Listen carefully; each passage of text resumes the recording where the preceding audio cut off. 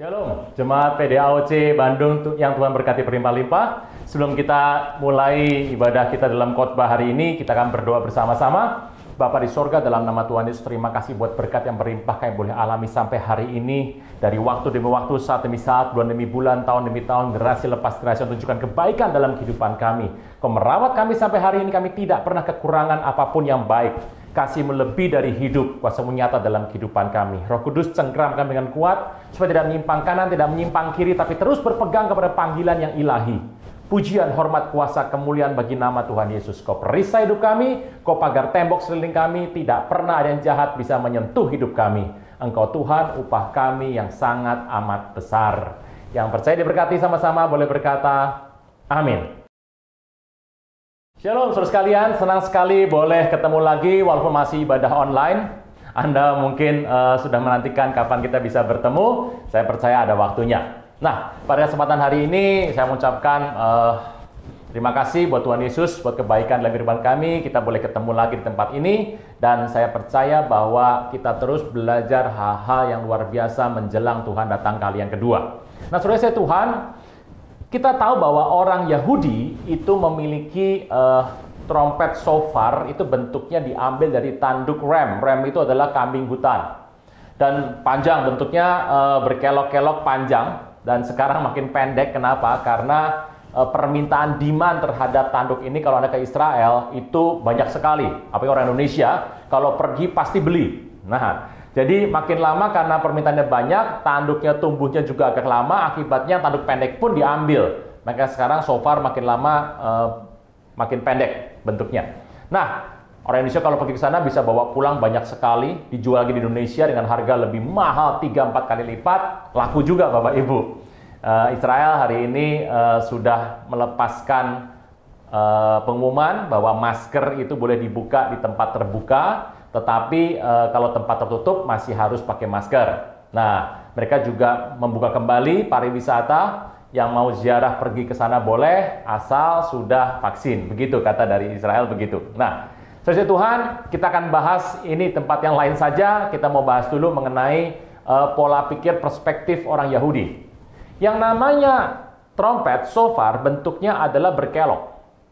Ini tentu berbeda dengan bentuk yang biasa kita lihat, itu bentuknya adalah lurus seperti ini. Jadi trompet itu bentuknya lurus seperti ini. Orang Israel pakai dua, yang seperti shofar pakai, yang seperti ini pun mereka pakai. Nah, saudara Tuhan, yang bentuk seperti ini biasa adalah warisan kemudian dibawa kepada bangsa-bangsa di luar orang Israel, dan ini budaya Yunani, orang berkata. Bentuknya lurus, makanya perspektif pola pikirnya terhadap sesuatu itu lurus. Tapi orang Israel berbeda. Mereka memiliki bentuk yang namanya shofar itu berkelok. Apa artinya berkelok seperti itu? Kita tahu bahwa Salomo pernah berkata dalam Pengkhotbah 1:9 dikatakan bahwa tidak pernah ada yang baru di bawah kolong langit. Apa artinya? Sesuatu yang Anda alami hari ini itu akan pernah dialami oleh orang lain di masa lalu dan akan dialami oleh orang berikutnya di masa depan. Jadi tidak pernah ada yang baru di bawah kolong langit. Sesuatu akan berputar dan akan menjadi sebuah hal yang sama. Makanya kalau saya ditanya apakah Alkitab itu bisa menjawab semua masalah kehidupan kita? Jawabannya ya, karena Alkitab itu relevan. Kenapa relevan? Karena Pak, masalah saya ini nggak pernah ada di Alkitab. Zaman itu belum ada Pak yang namanya masalah-masalah seperti ini. Teologinya juga berbeda. Saya mau beritahu Bapak Ibu, ternyata Alkitab ini sudah mengajarkan prinsip-prinsip yang luar biasa sekali. Dengan Alkitab yang Anda punya, yang saya punya ini, kita bisa melihat ada begitu banyak masalah yang bisa diselesaikan. Kenapa? Karena apa yang Anda alami hari ini pernah ada di waktu yang lampau. Dan akan ada lagi. Pak, pandemi gimana? Pandemi yang kita alami hari ini pernah ada di masa yang lampau dan mungkin akan terjadi lagi di masa depan. Nah, sampai sini bisa nangkap Bapak Ibu ya? Jadi pola pikirnya selalu orang Yahudi seperti itu. Itu sebabnya kita tahu bahwa apa yang pernah ada di PL itu akan digenapi di PB. Dan apa yang ada di PB akan dialami lagi dalam masa gereja di hari ini. Kalau kita belajar akhir zaman Bapak Ibu, kita tahu bahwa sesungguhnya di setiap zaman sudah muncul banyak antikristi. Jadi kalau kita pengen lihat sebuah peristiwa apa yang terjadi hari ini, kita bisa melihat sejarah ke belakang, karena itu selalu akan berputar dan berputar. Kenapa saya bahas begini? Yuk kita lihat. Kita tahu bahwa Tuhan Yesus karya keselamatannya luar biasa. Beberapa waktu yang lalu, awal dari bulan ini, kita merayakan kebangkitan Tuhan Yesus. Nah, yang menarik adalah kalau kita membuka firman Tuhan, saya mengajak kita membuka firman Tuhan dalam kitab Joshua. Siapa nama Joshua di sini? Keselamatan. Nama Joshua, Yeshua, Hosea, Jesus, Yesus, Yego, Jemi, semua artinya keselamatan. Orang Jawa punya nama selamat, nah itu sama saja. Nah, yuk kita lihat sebentar. Kenapa menarik? Karena apa yang ada di kitab Yosua ini, semua yang ada di PL, itu digenapi oleh Tuhan Yesus. Tuhan datang itu sebagai Mesias. Dan Tuhan, dengan perkataan Tuhan sendiri, menjamin bahwa Tuhan Yesus tidak pernah melanggar apa yang tertulis dalam firman Tuhan di kitab PL atau Tanakh bagi orang Yahudi. Sebuah contoh, Tuhan Yesus kidal apa tidak? Nah, jadi left-handed kidal atau tidak? Jawabannya tidak. Kenapa bisa begitu? Kan suka-suka Tuhan tuh ya, boleh mau left-handed, mau right-handed, mau kidal, mau tidak kidal, kan terserah Tuhan. Nggak bisa, karena Alkitab sudah mengatakan bahwa pada zaman dulu yang namanya kidal itu cacat. Dan Mesias itu menggenapi sebuah firman, dikatakan bahwa anak domba berumur setahun yang tidak bercacat, tidak bercela. Nah, jadi pengorbanan itu harus ada anak domba. Siapa anak domba Allah? Tuhan Yesus. Yuk kita lihat sebuah cerita pada firman Tuhan di kitab Yosua yang menceritakan sebetulnya sebuah hal yang menarik yang kita bisa dapatkan hari ini. Sebuah prinsip konsepnya ada di kitab Yosua, tetapi engkau dan saya hari ini bisa mengalaminya dengan cara yang luar biasa. Yuk kita buka sebentar, judulnya bagus, The Cities of Refuge, kota-kota perlindungan. Saudara Tuhan, di waktu yang lampau kita pernah mendengar nama seorang tokoh besar di dunia yang namanya adalah Abraham Maslow. Abraham Maslow. Saudara Tuhan, kalau lihat namanya ya tentu saja ini ada pengaruh-pengaruh dari budaya Timur Tengah ya. Saudara Tuhan, dia pernah mengatakan bahwa manusia itu pada dasarnya itu punya kebutuhan yang berlevel, bertahap. Dan kalau kebutuhan level pertama belum dipenuhi, orang tidak akan lari pada kebutuhan level kedua.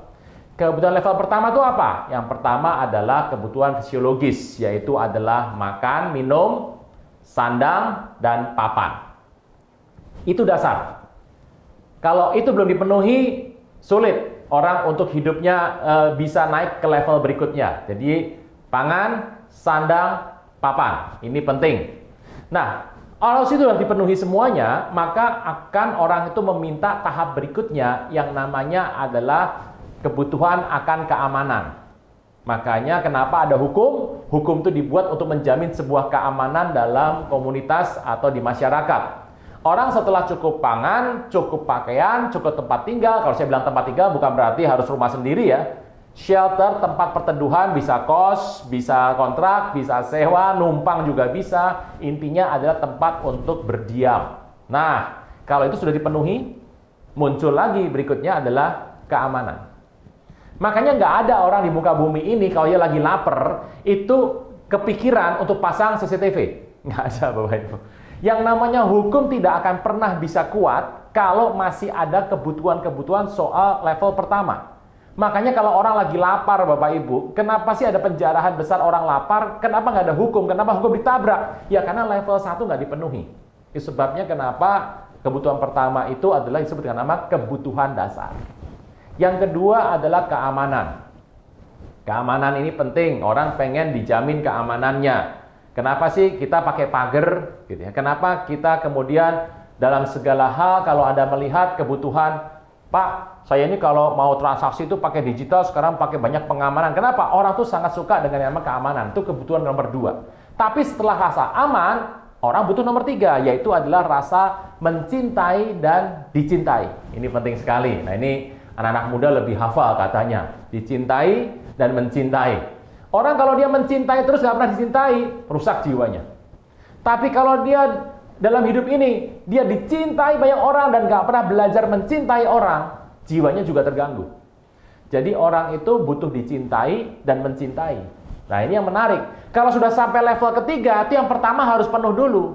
Makanya nggak bisa yang namanya orang menikah lalu bikin yang namanya mau ngasih makan apa itu anak. Wah, ngasih makan sop batu. Nah, nggak bisa Bapak Ibu. Ada yang bilang gini, Dek, di muka bumi ini aku nggak punya apa-apa selain engkau. Wah, yang perempuan langsung terpikat menikah. Setelah menikah nggak punya apa-apa, betul.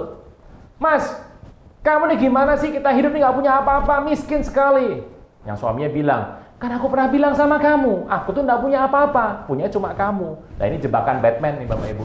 Jebakan Batman, Robin sekalian. Gitu. Terus Tuhan, kalau kita melihat kebutuhan pertama adalah apa tadi? Sandang, pangan, papan. Yaitu pangan, sandang, papan, ini fisiologis. Kedua, keamanan. Ketiga, rasa dicintai dan mencintai. Kebutuhan akan kasih. Orang tuh mau, ini butuh sekali. Orang kalau nggak dapat yang ini, wah repot. Gitu ya. Tapi setelah dapat yang tiga ini, kenapa sih orang berkeluarga? Ya nomor tiga ini. Gitu ya. Tapi kenapa kemudian orang naik lagi setelah semua pengen yang keempat, namanya adalah harga diri. Self-esteem. Kebanggaan dalam kehidupan ini. Kenapa? Kenapa sih orang sekolah? Mana Bapak Ibu mana duluan? Makan dulu apa sekolah dulu? Di mana-mana orang kalau punya uang sedikit ya makan dulu, pendidikan mah terakhir. Orang punya gelar banyak, sekolah, punya jabatan di masyarakat, ya punya kedudukan. Ada self-esteem, sebuah kebanggaan dalam kehidupan ini. Itu penting sekali. Jadi yang pertama adalah dasar, kemudian keamanan, dicintai, ini keluarga dari sini. Makanya kalau mau bangun rumah tangga yang belum menikah, ya para adik-adik yang belum menikah, dengar baik, ini penuh dulu ini. Orang mau mencintai, dicintai, tapi nanti habis itu makan apa nggak jelas. Gitu. Terus mau tinggal di mana? Nggak ada keamanan sama sekali. Nah, makanya dalam kondisi perang, orang tidak berpikir mau menikah dan merealisasikan sebuah pernikahan. Kenapa? Keamanan tidak ada. Nah, tapi yang keempat adalah sebuah self-esteem. Tapi orang itu sudah cukup makan, cukup sandang, cukup rumah. Wah, rumah di mana-mana. Pakaiannya mewah. Dia bisa beli makanan apapun setiap hari. Dia dijaga oleh bodyguard, oleh yang namanya ajudan-ajudan. Dia disayang sama keluarga luar biasa. Kedudukan di masyarakatnya sangat dihormati luar biasa. Tapi kenapa masih kerja sih di usia tua begitu? Karena ada yang namanya aktualisasi diri. Nah, orang kadang-kadang bergantung kepada hal-hal seperti ini, walaupun saya mendengar bahwa Abraham Maslow di waktu akhirnya mengatakan sebetulnya yang pertama itu adalah yang nomor 5. Saudara Tuhan Yesus datang memberi keselamatan. Apa artinya? Dari semua ini tidak berguna kalau tidak punya dasar pertama, langkah pertama adalah keselamatan. Makanya berapa orang yang menerima keselamatan berpikir kenapa saya hidup seperti ini? Oh, salah sekali. Keselamatan itu adalah dasar dari semua kebutuhan manusia, yaitu adalah hubungan dengan Tuhan dipulihkan. Hari ini kalau engkau sudah menjadi orang percaya, hubunganmu sama Tuhan sudah pulih, saya berdoa, engkau tidak tinggal lagi berpikir tentang 5 hal ini. Karena waktu dasar sudah dipenuhi oleh Tuhan Yesus, ini akan mulai dibangun. Nah, banyak orang dalam kekristenan itu mulai mengklaim janji Tuhan. Tidak jadi salah sih. Saya tidak mau membahas yang ini terlalu dalam. Tetapi kita harus ingat, kalau keselamatan saja diberikan, kalau kehidupan, nyawa saja dikorbankan bagi kita. Saya mau tanya, Alkitab berkata, carilah dulu kerajaan Allah dan kebenarannya. Maka semuanya ini bisa termasuk yang tadi adalah 1, 2, 3, 4, 5, semuanya ini akan ditambahkan kepadamu. Nah, dari Tuhan. Yuk kita lihat, apa kaitannya sama Yosua 20, kota-kota perlindungan. Berfirmanlah Tuhan kepada Yosua demikian, katakan kepada orang Israel begini, tentukan bagimu kota-kota perlindungan yang telah kusebutkan kepadamu dengan perantaraan Musa, supaya siapa yang membunuh seorang dengan tidak sengaja, dengan tidak ada niat lebih dahulu, dapat melarikan diri ke sana sehingga kota-kota itu menjadi tempat perlindungan bagimu terhadap penuntut tebusan darah. Apabila ia melarikan diri ke salah satu kota tadi, maka haruslah ia tinggal berdiri depan pintu gerbang kota dan memberitahu perkaranya kepada para tua-tua kota.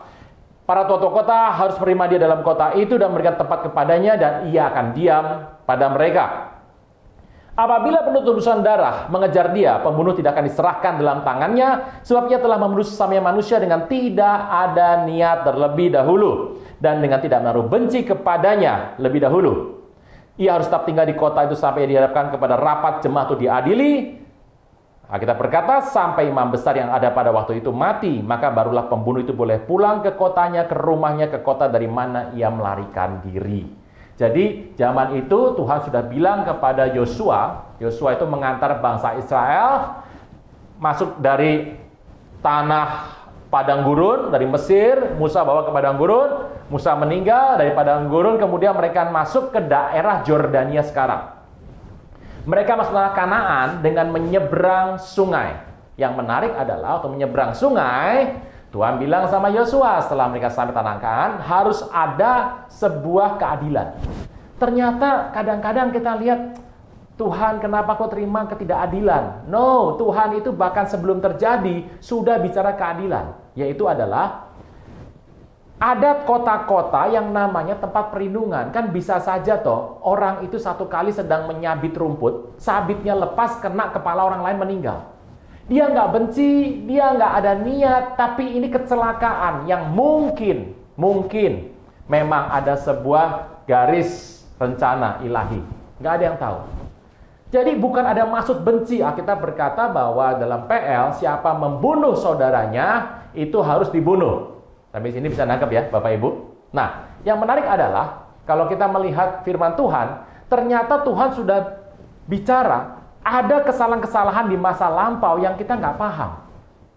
Ada orang membunuh dengan tidak sengaja. Sebelum kita dijamah Tuhan, bertobat, terima Tuhan Yesus, kita kadang-kadang membuat kesalahan-kesalahan yang kita tidak pernah paham. Prajurit-prajurit yang menganiaya membunuh Tuhan Yesus, Tuhan berkata apa? Bapa, ampuni mereka, mereka tidak tahu yang mereka perbuat. Banyak sekali kita buat masalah dalam kehidupan kita, dosa-dosa yang kita tidak paham sebelum kita mengenal Tuhan Yesus. Tapi Tuhan punya keadilan. Kita berkata, Tuhan bicara sama Yosua, nanti, ini sungai Yordan Bapak Ibu ya, ada sebelah timur dan sebelah barat. Sebelah timur sungai Yordan itu adalah sekarang Jordania. Sebelah baratnya adalah Israel yang sekarang. Dulu adalah tempat yang menjadi satu kelompok itu. Itu orang Israel tinggal di dua tempat itu. Tengahnya adalah sungai Yordan. Yang menarik adalah Tuhan minta supaya dibuatlah kota khusus yang dikhususkan, dipisahkan khusus untuk rencana Tuhan. Jalan masuk ke kota itu 15 meter sebelum kota itu adalah jalannya harus super highway. Bersih, nggak ada batu, nggak ada halangan, nggak ada pohon di sana. Jalannya harus terbuka, jalannya harus lurus, tidak boleh berkelok-kelok. 15 meter kira-kira lebarnya, dan itu harus pergi ke kota itu dengan segera. Kenapa? Supaya kalau ada orang lagi menyabit rumput, tiba-tiba sabitnya lepas ketemu orang, kena kepada kepala orang, orang yang wafat, keluarga yang korban akan mengejar si pembunuh. Nah, pembunuh tidak boleh diganggu, tidak boleh ada kendala, nggak boleh ada hambatan, dia harus berlari menuju yang namanya kota perlindungan. Itu lebar jalannya saja 15 meter.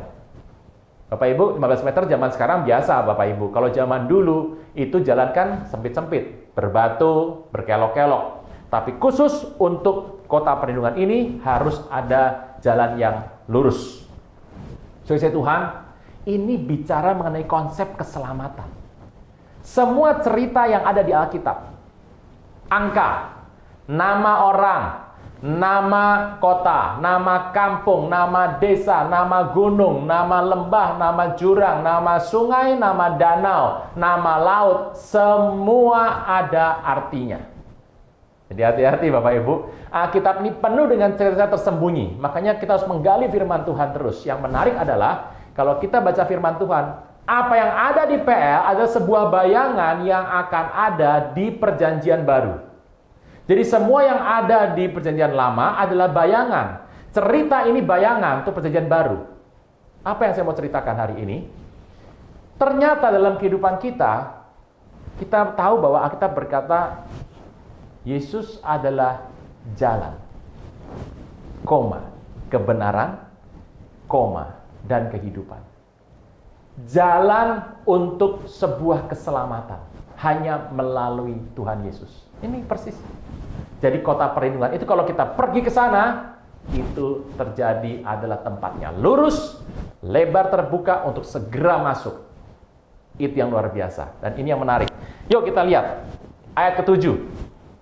Kita akan masuk mulai dari kota-kota apa saja yang ditentukan sebagai cities of refuge. Kita melihat Yosua 20 ayat 7. Lalu orang Israel mengkhususkan sebagai kota perlindungan. Yang pertama adalah Kadeshi di Galilea, di pegunungan Naftali. Yang kedua adalah Shikem di pegunungan Efraim. Yang ketiga adalah Kiryat Arba, itulah Hebron di pegunungan Yehuda. Ayat 8. Dan sebelah sungai Jordan, sebelah timur Jericho, mereka menentukan Bezer. Yang keempat, di padang gurun, di dataran tinggi dari suku Ruben. Yang kelima, dan Ramot di Gilead dari suku Gad.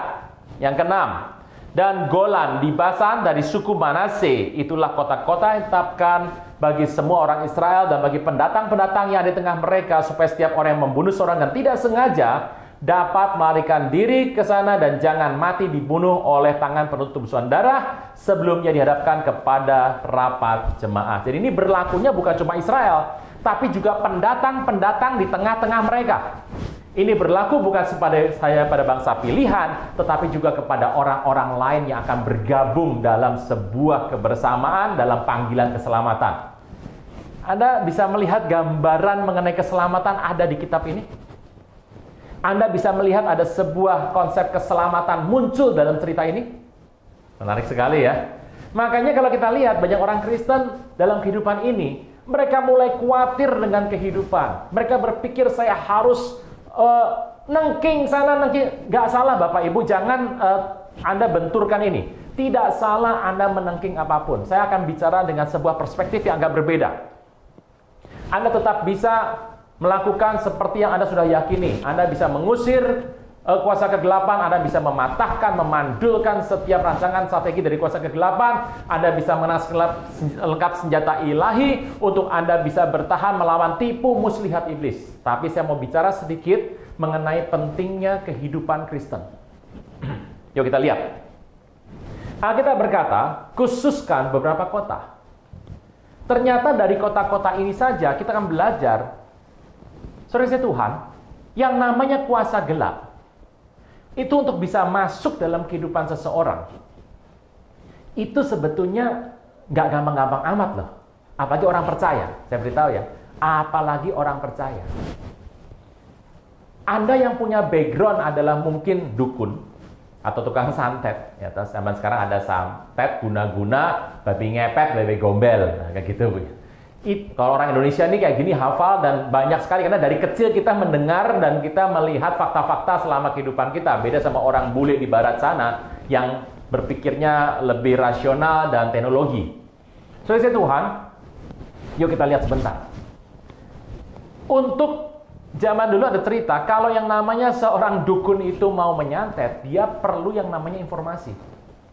Ya kalau asal main santet, yang pertama ini pasti dukun baru lulus sekolah perdukunan. Ya, kalau nekatnya luar biasa dan berani, gitu ya, pokoknya dia nggak pakai perhitungan, langsung lakukan. Ya ini mungkin dukun sepi order. Nah, itu perlu tahu dulu ini orang backgroundnya apa. Karena kalau kita membaca di sini ketahuan sekali. Kita membaca seluruh firman Tuhan, kita tahu yang namanya kuasa gelap itu tidak bisa stay, tidak bisa tinggal jika tidak ada sebuah dasar untuk dia bisa berdiri. Alkitab berkata kutuk tanpa alasan tidak akan kena. Bisa tangkap ya Bapak Ibu ya. Jadi cara terbaik untuk kita menggeser, menghancurkan, atau membuang, memandulkan sebetulnya adalah kita menghidupi suasana ilahi dalam kehidupan kita. Kalau rumah tanggamu ada kehidupan ilahi, kalau hidupmu ada kehidupan ilahi, kalau bisnismu ada kehidupan ilahi, saya mau beritahu, Sulit sekali bagi kuasa gelap untuk diam dan mengambil posisi di tempat-tempat itu. Saya ulang. Kalau dalam hidupmu, seluruh aspek kehidupanmu ada yang namanya suasana ilahi, sangat sulit bagi kuasa kegelapan untuk mengambil posisi tinggal dan diam dalam aspek kehidupanmu. Alkitab berkata yang pertama, khususkan Kadesh di Galilea di pegunungan Naftali. Katakan bersama saya, Kadesh, Naftali, Kadesh, Naftali, Kadesh, Naftali, Kadesh, Kadosh, Kudus. Itu artinya adalah dipisahkan. Bukan bersih ya, kalau yang Anda bilang suci ya suci. Kudus itu beda sama suci, apa murni atau yang bersih. Kalau bersih Anda pakai yang namanya deterjen saja, Bapak Ibu, itu bersih. Kudus itu artinya separate, dipisahkan, dikhususkan. Kita berkata kalau hidupmu kudus. Kalau hidupmu kudus, engkau memilih jalan yang terpisah hanya untuk rencana ilahi. Apa yang kau lakukan, yang kau pikirkan, yang kau buat strategi, planning, yang kau membuat sebuah rencana program, semua tujuannya dikhususkan hanya untuk kepentingan sorgawi. Saya beritahu, engkau pasti menang. Kata bersama saya, Naftali. Naftali artinya menang. Mau menang? Mau berkemenangan? Banyak orang mau berkemenangan. Wah, dia sekolah, dia belajar banyak hal, dia menghabiskan begitu banyak waktu, dia hubungi orang-orang berpangkat, orang-orang yang punya jabatan untuk dia menang dalam kehidupannya. Saya mau beritahu, kalau engkau mau menang, engkau dan saya harus mengkhususkan, memisahkan kehidupan, rencana kehidupan kita yang urusannya dengan ilahi. Siapa kudus, dia pasti menang.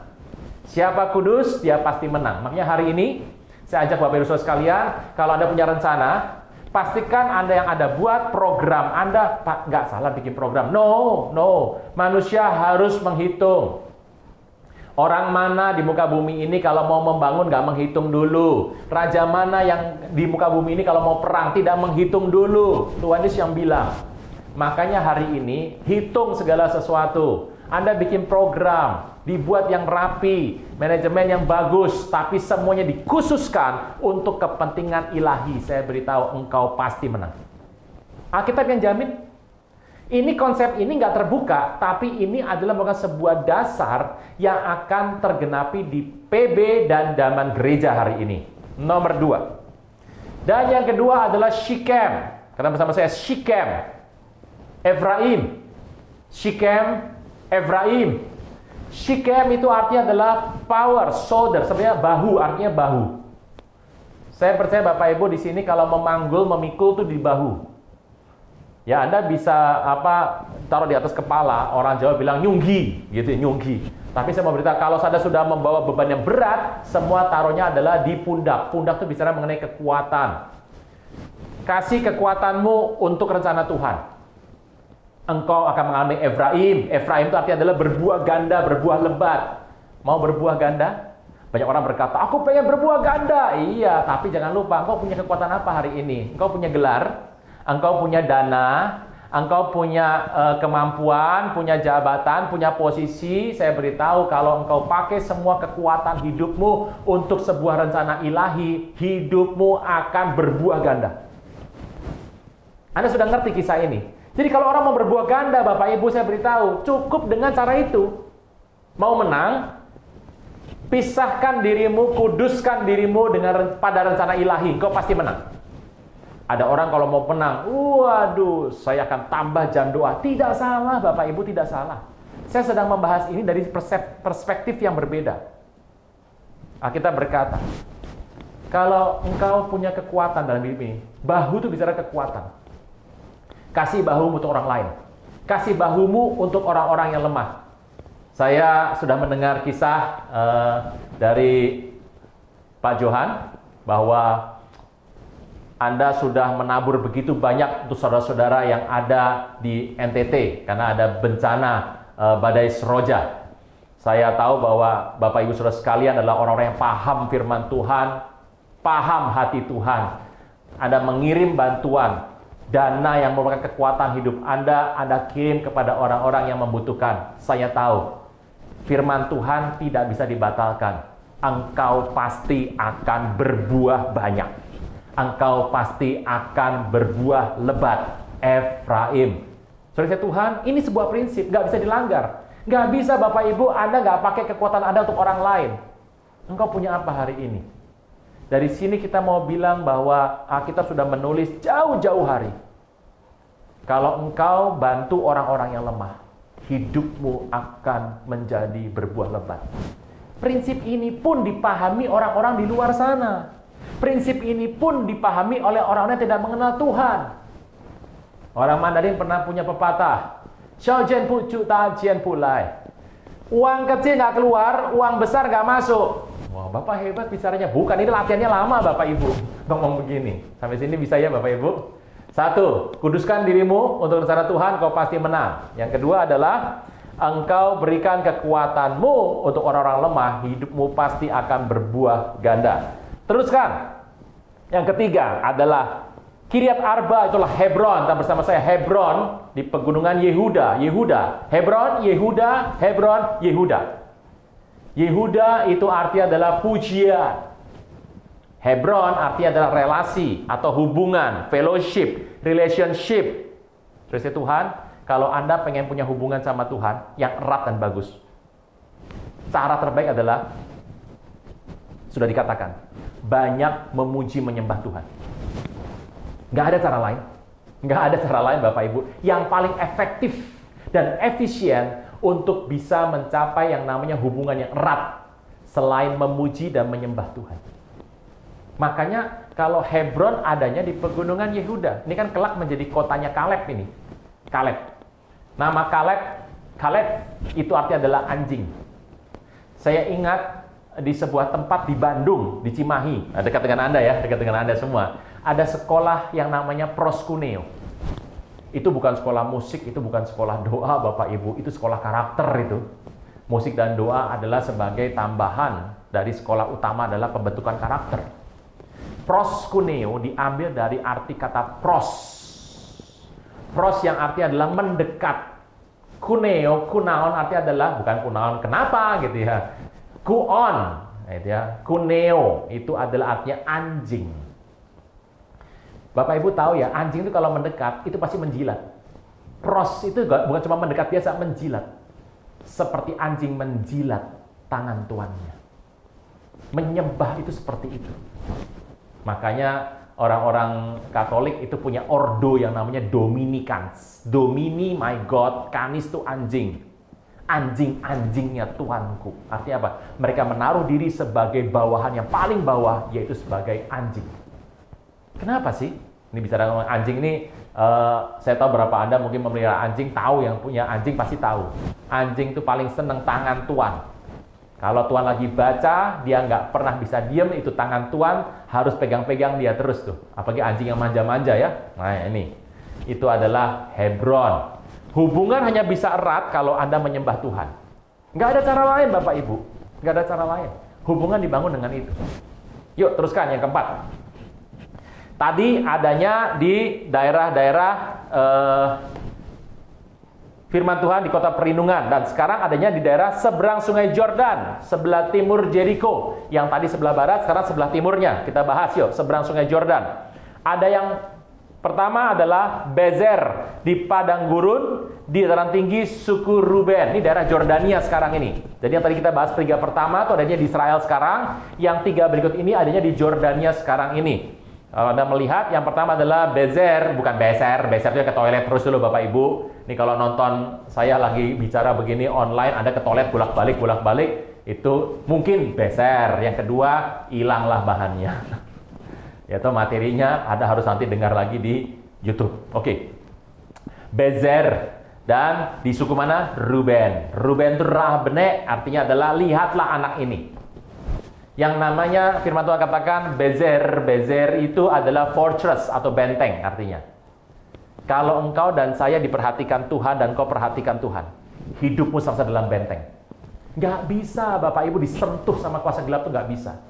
Banyak orang berkata, aku berdoa minta pagar ya dalam kehidupanku, rumah tanggaku dipagari. Otomatis Bapak Ibu, Alkitab berkata Ayub itu musuhnya pun ngaku. Bagaimana Ayub nggak apa enak hidupnya? Ya pasti enak. Kenapa? Hidup itu engkau pagari dia, pagari keluarganya, pagari rumah tangganya, dan apa yang dia buat berhasil. Itu pengakuan dari kuasa gelap kepada Tuhan untuk Ayub loh. Jadi Ayub itu hidupnya sungguh-sungguh enak. Kenapa? Karena memang otomatis tanpa dia kenal Tuhan, Ayub gak kenal Tuhan. Alkitab berkata, dari kata orang, aku kenal tentang engkau. Tapi kenapa Tuhan bisa pagari dia secara luar biasa? Alkitab jelas banget. Tulis hari ini kepada kita. Kalau engkau dan saya memperhatikan Tuhan dan diperhatikan Tuhan, Alkitab berkali-kali mencatat, kalau Tuhan memperhatikan umatnya, tidak satu pun bangsa manapun yang bisa mengutuk bangsa Israel. Masih ingat masalah Bileam dan Raja Balak? Israel itu salah depan Tuhan. Tetapi karena Tuhan perhatikan bangsa ini, tidak pernah bangsa lain bisa mengutuk Israel. Waktu orang Israel keluar dari Mesir, kegentaran atas orang Israel turun dari depan orang Mesir. Masih ingat satu ketika yang namanya Laban kejar Yakub. Waduh, Yakub stres kejar Laban. Tapi Tuhan bilang sama Laban begini, besok kalau ketemu Yakub, kamu ngomong sama dia, jangan sekali-kali kamu kutukin Yakub. Waduh, Laban itu mau marah pun gak berani sama Yakub. Tuhan kasih, kamu boleh ngomong sama dia, boleh minta pertanggungjawaban keadilan sama dia, tapi jangan pernah mengutuki dia. Waduh, itu Laban stres. Kenapa? Ada Tuhan yang jadi benteng. Siapa benteng kita? Yesus adalah benteng kehidupan kita. Kau benteng hidupku, menara kekuatanku, bersamamu aku takkan goyah. Tuhan Yesus adalah benteng hidup kita. Nih, kenapa? Karena dia perhatikan kita. Makanya jadi anak Tuhan harus jelas. Supaya apa? Diperhatikan Tuhan, dan engkau dan saya memperhatikan Tuhan, melihat kepada Tuhan. Berikutnya, nomor 5. Dan Ramot di Gilead dari suku Gad. Kata bersama saya, Ramot. Gad, Ramot, Gad. Ramot itu tinggi. Rama itu tinggi. Rama tinggi, Ramot itu tinggi artinya. Gad itu artinya mujur. Gad itu kata artinya adalah tentara sebetulnya. Tetapi kita tahu zaman dulu kalau orang jadi tentara itu adalah kemujuran, keberuntungan. Mau mujur, mau beruntung, mau bejo, orang Jawa bilang, mau hoki, saya beritahu, hidupmu harus naik ke tempat yang tinggi. Makin tinggi engkau melangkah bersama dengan Tuhan, engkau makin mujur. Beruntung, bukan buntung ya, beruntung. Banyak orang pengen beruntung hidupnya. Apa arti beruntung? Kemanapun engkau pergi, Tuhan membuat engkau berhasil. Itulah keberuntungan. Mau ngalami? Gampang. Ada yang banyak, oh pakai teknik Pak, pakai cara. Iya benar, nggak salah. Tapi kita berkata, engkau dan saya harus naik ke tempat yang tinggi. Kita sudah tulis konsep prinsipnya kok. Tapi ini PL, gambaran simbolik, bayangan yang ada di PB dan gereja. Kalau kita ngerti, ya puji nama Tuhan menjadi sebuah fakta. Kalau nggak ngerti, ya bayangan saja. Yang terakhir adalah Golan di Basan dari suku Manasye. Saya bersama saya, Golan. Golan, ya. Basan, ya. Basan. Manasye. Golan, Basan, Manasye. Golan itu artinya adalah rejoice, bersukacita dalam Tuhan. Dan Basan itu artinya tempat yang subur. Saudara Tuhan, kalau mau subur, bersukacita karena Tuhan. Ini prinsipnya nih. Kalau Anda nggak bersukacita karena Tuhan, nggak subur hidupmu, nggak subur. Kalau engkau mau subur, rumah tanggamu subur, kehidupanmu subur, investasimu subur, semuanya, apa yang kau buat semuanya berhasil. Bersukacita karena Tuhan, bukan kurang pupuk ya harus biar subur tanamannya. Kalau Anda invest dana, ya Anda harus pertimbangkan dengan baik. Tapi saya beritahu, usaha bisnis, usahamu, jangan takut. Tetap engkau dan saya harus bersukacita karena Tuhan. Tapi Alkitab katakan, bersukacita sama Tuhan itu kendala pertamanya adalah hati yang kecewa, dendam, sakit hati. Bapak Ibu, Anda yang sudah lama menikah dan mungkin belum dikaruniai anak. Ada orang yang memang tidak dikaruniai karena memang rencana Tuhan. Anda jangan kecil hati ya Bapak Ibu, jangan kecil hati sama sekali. Tapi ada yang memang karena sebuah penyakit. Ada, gitu ya. Tetapi ada yang karena memendam yang namanya sakit hati. Dendam. Merusak metabolisme. Ada orang sakit hati, kerusakannya tidak terlalu parah karena memang dia tubuhnya kuat. Tapi ada berapa orang yang karena sakit hati dan marah dan dendam, itu merusak semua hormat dan kacaulah kehidupannya, dan mungkin mempengaruhi kesehatan tertentu. Saran saya adalah manasye. Manasye artinya adalah lupa. Bukan saya lupa, bukan. Melupakan. Mengampuni. Waktu engkau bisa mengampuni, melupakan, sudahlah. Hal-hal yang kecil ampuni. Saya mau beritahu, hidupmu akan bersuka cita. Kalau kau bersuka cita, kau akan subur. Walaupun saya tahu ada berapa orang memang yang Tuhan tentukan tidak punya keturunan jasmani, supaya apa? Supaya hidupnya punya yang namanya anak-anak rohani yang banyak.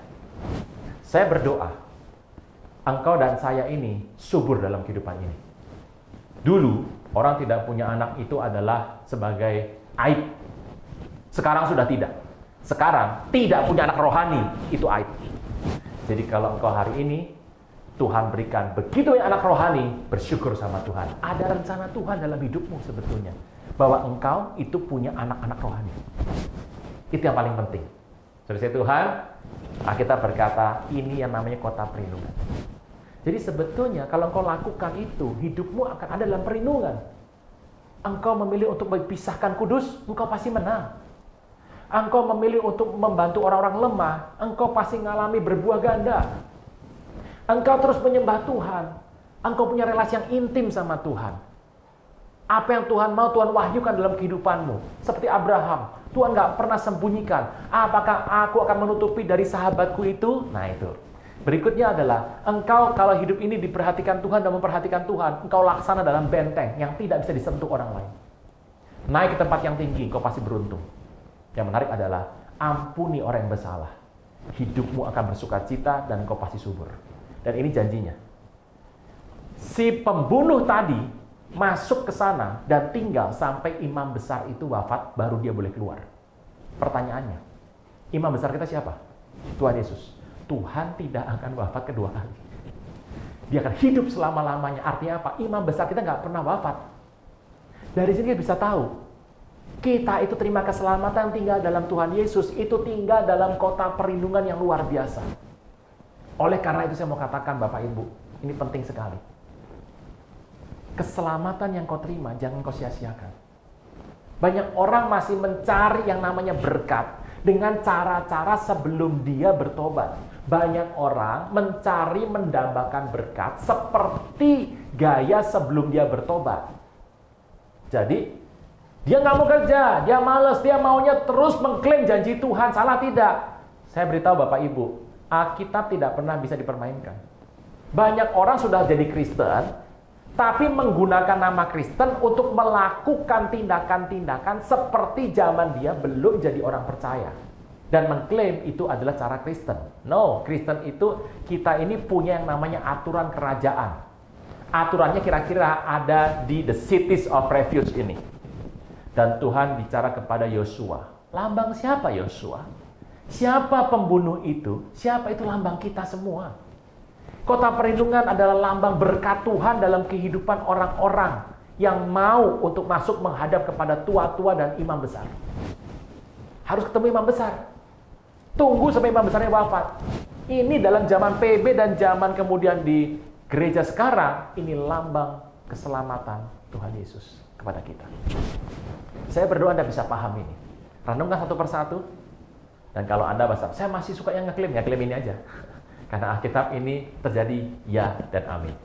Saya berdoa supaya Tuhan Yesus memenuhi engkau dengan sukacita ilahi, sejahtera, dan ingat bahwa keselamatan itu adalah sebuah berkat yang sangat amat besar. Kita berdoa. Bapa, dalam nama Tuhan Yesus berkati berlimpah-limpah umat-Mu yang mendengarkan ibadah ini, baik juga siaran tundanya nanti, berkati berlimpah-limpah, ajar kami mengerti bahwa di firman Tuhan sudah memberikan sebuah konsep yang luar biasa sekali.